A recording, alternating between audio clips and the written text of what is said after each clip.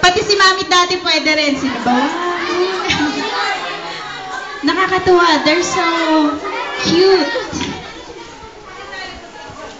Syempre yung mga bunso nasa unahan para kita. Si Ate and Kuya nasa bandang likod para lahat kita. Dance sila, dance.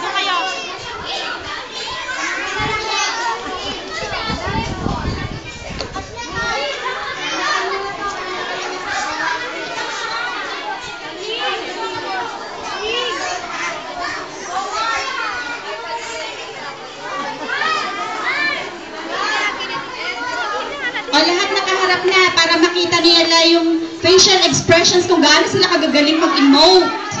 Kanina hindi nila napansin yung emote nyo eh. May emote effects yun eh. Pakita nyo. Tapos, papadala natin yung video sa ABS. Para next week, isa na kayo sa mga talent na makikita sa TV. Ready na ba? Okay, very good. Dati ang kulay, di ko tinitignan. Para di alam, puso